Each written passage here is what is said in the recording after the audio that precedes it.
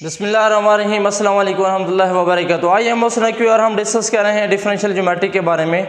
Differential geometry से related torsion और curvature के टॉपिक पे हम एग्जांपल्स को डिस्कस कर रहे हैं। आज भी हम उसी एग्जांपल के बारे में डिस्कस करते हैं। एग्जांपल की स्टेटमेंट कुछ यूँ है, वो कहता है if the nth derivative of r with respect to s is given as. हमारे पास r जो कि कर्व का किसी पॉइंट का पोजीशन वेक्टर है या कर्व की इक्वेशन को भी शो करता है, तो हमारे पास वो जो r है उसका nth डेरिवेटिव हमें बता दिया गया है। तो nth डेरिवेटिव क्या है? a n t cap plus of b n n cap plus of c n into b cap. हमें प्रूफ क्या करना है? हमें प्रूफ ये करना है कि अगर यहाँ पे a n है तो a n प्लस 1 किसके इक्वल होगा? a n प्राइम मनफी कैपा b n, और बी एन प्लस 1 किसके इक्वल होगा? ये रिजल्ट है कि स्टेटमेंट के इक्वल आएगा। सी एन प्लस 1 ये जो कोफिशिएंट है ये किसके इक्वल होगा? ये तीन बातें हमने यहाँ पे जजमेंट करनी है। तो प्रूफ कर लेते हैं। गिवन क्या है कि ये हमारे पास है nth डेरिवेटिव यानी r raise to power n। अब यहाँ पे देखिए, अगर हम ब्रैकेट ना लगाएं तो इसका कंसेप्ट कुछ और होगा, अगर हम ब्रैकेट लगाएं इसका कंसेप्ट कुछ और होगा। ब्रैकेट लगाएं तो इसका मतलब होता है कि ये डेरिवेटिव को रिप्रेजेंट कर रहा है, ब्रैकेट ना लगाएं तो इसका मतलब होता है कि ये पावर को रिप्रेजेंट कर रहा है। सो हमारे पास इसका nth डेरिवेटिव गिवन है, तो ये n कोई भी नंबर हो सकता है। इसका मतलब ये जो हमारा फार्मूला है एवरी नंबर के लिए, हर नंबर के लिए दुरुस्त है, हर नंबर के लिए ये फार्मूला हमारा ट्रू होगा। तो सारे नंबर के लिए जब ठीक है तो इसका मतलब ये है कि अगर मैं यहाँ पे n की जगह पे n प्लस 1 लिख दूँ तब भी मेरा ये फार्मूला होल्ड करेगा। अब सवाल ये है कि मैं n की जगह पे n प्लस 1 क्यों ले रहा हूँ? तो आंसर ये है कि मुझे यहाँ पे a n प्लस 1 चाहिए, इस वजह से मैं n की जगह पे n प्लस 1 लिख रहा हूँ। सो अगर मैं यहाँ पे n की जगह पे n प्लस 1 लिखूँगा तो इधर भी n है, यहाँ भी n प्लस 1 आ जाएगा, इधर भी n है n प्लस 1 आ जाएगा, यहाँ भी n है n प्लस 1 आ जाएगा। तो फॉर्मूला मेरा क्या बनेगा? r raise to power n plus of 1 is equal to a n plus 1 into T cap plus b n की जगह पे n plus 1 into n cap plus C n की जगह पे n plus 1 into B cap. ये कौन सा है? n प्लस 1th डेरिवेटिव। n की जगह पे n प्लस 1 रिप्लेस किया, पावर नहीं है, सो ये n प्लस 1th डेरिवेटिव है। अब मैं ज़रा इसका डेरिवेटिव n प्लस 1 लेता हूँ, यानी जो मेरे पास फर्स्ट इक्वेशन है इसको मैं s के लिहाज से इसका डेरिवेटिव लेता हूँ, तो क्या आएगा? d by D S of r nth derivative is equal to d over D S of a n T cap plus of b n, साथ क्या आएगा? n cap plus of c n, साथ क्या आ जाएगा? b cap. तो यहाँ पे मेरे पास आंसर आएगा r n प्लस 1th डेरिवेटिव। देखिए, अगर मेरे पास ये 4 डेरिवेटिव पहले से हैं तो एक मैं और डेरिवेटिव ले लेता हूँ तो ये बन जाएंगे 5 डेरिवेटिव। 5 डेरिवेटिव पहले से हैं, मैं एक और डेरिवेटिव लेता हूँ तो वो 6 डेरिवेटिव बन जाएंगे। तो मेरे पास n डेरिवेटिव पहले से थे, तो याद रखिए यहाँ पे पावर रूल अप्लाई करके यूँ नहीं लिखना होगा कि r n पहले ले लें और ताकत में से एक माइनस कर लें, ऐसा नहीं है। हम डेरिवेटिव ले रहे हैं, ये पावर नहीं है, डेरिवेटिव है। सो मेरे पास n डेरिवेटिव पहले से हैं, जब मैं एक और डेरिवेटिव लूँगा तो डेरिवेटिव की तादाद n प्लस 1 बन जाएगी। इधर से हम सेपरेटली डेरिवेटिव लेंगे, यानी a n टी कैप, इसका हम अलग से डेरिवेटिव लेंगे, plus of derivative of b n n cap, इसका अलग से डेरिवेटिव लेंगे, plus of derivative of C N into B cap, इसका हम अलग से डेरिवेटिव लेंगे। अगेन ये आपस में मल्टीप्लाई हो रहे हैं तो इन पे लगेगा प्रोडक्ट रूल, यानी A N first D T cap over D S plus of T cap D over D S of A N plus यहाँ पे भी प्रोडक्ट रूल लगेगा B N D over D S of N cap, यानी B N को same लिखा और second का derivative plus अब एन कैप का डेरिवेटिव नहीं लेंगे और इस बी एन का डेरिवेटिव लेंगे D by D S of B N. Same process यहाँ पे भी हम प्रोडक्ट रूल लिखेंगे C N D B cap divided by D S, यानी एस के विद रिस्पेक्ट हम डेरिवेटिव ले रहे हैं plus of B cap D over D S of C N, तो सी एन का हम डेरिवेटिव लेंगे।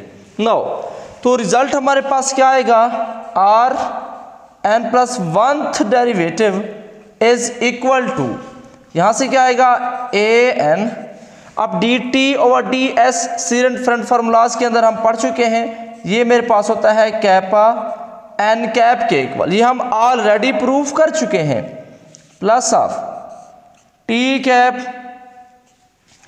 अब यहाँ पे ए एन का डेरिवेटिव क्या आ जाएगा ए एन प्राइम लिख दें, याद हो तो मैंने पिछले लेक्चर्स में बताया था अगर हम आर्क लेंथ के लिहाज से डेरिवेटिव लेते हैं तो फिर हम यहाँ पे प्राइम लगाते हैं और अगर किसी और थीटा यू के लिहाज से फिर हम डॉट लगाते हैं, तो इस वजह से मैं यहाँ पे प्राइम यूज़ करूँगा। मुझे ए एन प्राइम की वैल्यू चूँकि रिक्वायर्ड है इस वजह से मैंने यहाँ पे प्राइम लिख दिया, तो प्लस ऑफ यहाँ पे बी एन साथ क्या है एन कैप की वैल्यू, अब एन कैप का डेरिवेटिव मेरे पास होता है टा बी कैप मनफी कैपा टी कैप, ये आ गया इसका derivative plus of N cap, इधर से आ जाएगा B N prime plus of यहाँ से सी एन, इसका डेरिवेटिव होता है मनफी टा एन कैप। ये सीरेंट फ्रंट फार्मूलाज में तीनों बातें हम पहले से डिस्कस कर चुके हैं, यानी टी का डेरिवेटिव बी एन का डेरिवेटिव और बी का डेरिवेटिव वहाँ पे तीनों मौजूद हैं, हम पहले डिस्कस कर चुके हैं। सी एन का डेरिवेटिव आ जाएगा C N prime. No further क्या आएगा next R N plus oneth derivative is equal to, यहाँ से आपके पास आ जाएगा ए एन यानी is equal to kappa A N और साथ है N cap plus of T cap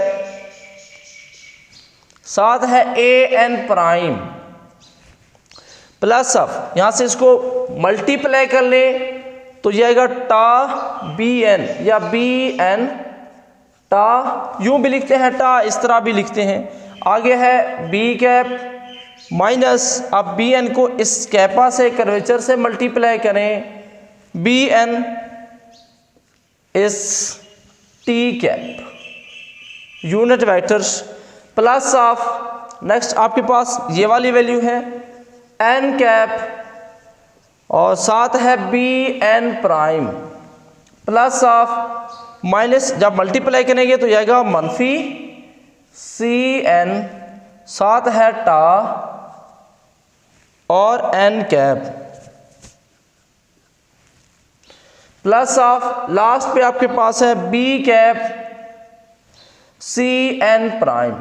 एक ही नेक्स्ट स्टेप है हमारा, तो R N plus of oneth derivative किसके इक्वल आ जाएगा, यहाँ पे हम सेम करते हैं, यानी यूनिट वेक्टर जो एक जैसे हैं उनकी वैल्यूज इकट्ठे लिखते हैं, यानी इस अरेंजमेंट में लिखेंगे पहले टी कैप की वैल्यू फिर एन कैप की वैल्यू उसके बाद बी कैप की वैल्यू, तो सबसे पहले टी कैप की वैल्यूज इकट्ठे लेकर आते हैं। एक तो मेरे पास ये वाली वैल्यू जो है ये टी कैप की वैल्यू है यानी ए एन प्राइम, ये मेरे पास टी की वैल्यू है। सेकंड ये मेरे पास बी एन जो वैल्यू है ये भी टी की वैल्यू है minus of kappa B N, ये टी की वैल्यू है और कोई टी नहीं है, एन टू ये टी कैप यूनिट वेक्टर आ गया प्लस, अब सेकंड नंबर पे मैं एन कैप की वैल्यू लिखता हूँ, इसी अरेंजमेंट में लिखने की कोशिश करें। तो एन कैप की वैल्यू कौन कौन सी होगी, एक तो ये वाली वैल्यू है एन कैप वाली और सेकंड ये मेरे पास एन कैप की वैल्यू है, तीसरे नंबर पे ये वाली एन कैप की वैल्यू है। तो पहले मैं ये वाली वैल्यू लिख रहा हूँ बी एन प्राइम, इसी तरतीब में लिखने की कोशिश कर रहा हूँ। उसके बाद कैपा ए एन, ये वाली वैल्यू लिख लेते हैं, और आखिर पे ये वाली value C N into tau. तो इसके बाहर मैंने एन कैप लिख ली। अब मेरे पास एन कैप और ये टी कैप, ये दोनों मैं लिख चुका हूँ। बाकी मेरे पास रहता है बी वाली वैल्यू। तो अब लास्ट पे मैं बी एन की वैल्यू लिखूंगा। तो ये बी कैप एक तो यहाँ पे लिखा हुआ है बी कैप वाला, और सेकेंडली ये लास्ट पे लिखा हुआ है। तो यहाँ से आप लिख लें वैल्यू सी एन प्राइम ये वाली बी कैप की, और दूसरी मनफी B N kappa, sorry secondly B cap की वैल्यू है B N tau, B N tau in to be cap. तो यूं आपने सेपरेट कर लिया टी एंड बी की वैल्यूज, टी की अलग कर ली, बी की अलग कर ली, और एन कैप की हमने अलग कर ली। देखिए ये मेरे पास क्या है, ये है आर का एन प्लस 1th डेरिवेटिव जो हमने लिया, जो उसने फार्मूले से बताया था, इसको हम सी का नाम दे देते हैं, जो उसने फार्मूले से बताया था। ये फार्मूला गिवन था कि nth डेरिवेटिव ये है, हमने n की जगह पे रिप्लेस किया था n+1, ये शो कर रहा है n+1th डेरिवेटिव जो हमने फार्मूले से निकाला था, वो ये वाला है। जो हमने डायरेक्टली अपनी फार्मूला अप्लाई करके निकाला है वो ये वाला है।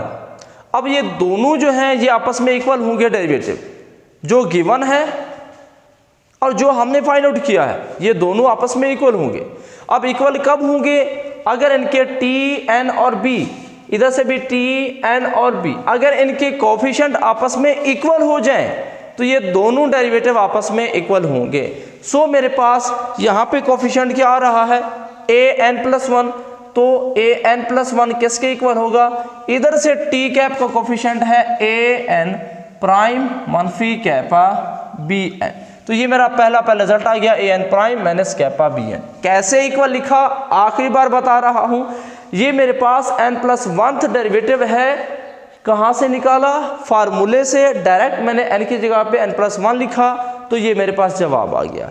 और ये वाला जो मेरा n+1th डेरिवेटिव है, ये मैंने इट सेल्फ अपनी मदद से इस गिवन डाटा से डेरिवेटिव निकाला। तो जो हम फाइंड करेंगे, जो फार्मूले से हमारा बनेगा, वो दोनों सेम होंगे, क्योंकि ये फार्मूला हमारा सबके लिए ट्रू है। तो इस वजह से ये दोनों अब सेम उस वक्त हो सकते हैं अगर इनके कोफिशिएंट सेम हों, टी के कोफिशिएंट आपस में इक्वल हों, बी के आपस में इक्वल हों, एन के आपस में इक्वल हों। तो अब एन कैप के कोफिशिएंट को कंपेयर करें, इधर है B N plus of 1 is equal to B N plus 1, इधर से एन कैप का कोफिशिएंट क्या है, बी एन प्राइम ये वाला plus of kappa A N मनफी टा सी एन। तरतीब से लिख रहा हूं जैसा मुझे प्रूफ करना है। तो आप देख रहे बी एन प्लस 1 इसी के इक्वल ही आ रहा है।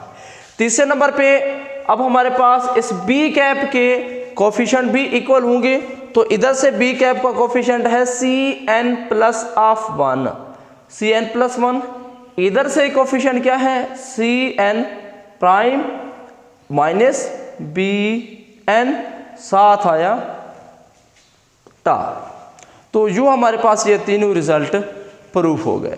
तो ये हमारी सिंपल सी एग्जांपल थी जिसमें हमने कोफिशिएंट की को कंपेयर करके वैल्यूज़ निकालनी थी। उम्मीद करता हूँ ये क्वेश्चन आपको समझ आ गया होगा। इंशाल्लाह नेक्स्ट लेक्चर में हम इससे कर्वेचर और टॉर्शन से रिलेटेड एक थ्योरम को डिस्कस करेंगे। एट द एंड अल्लाह हाफिज़।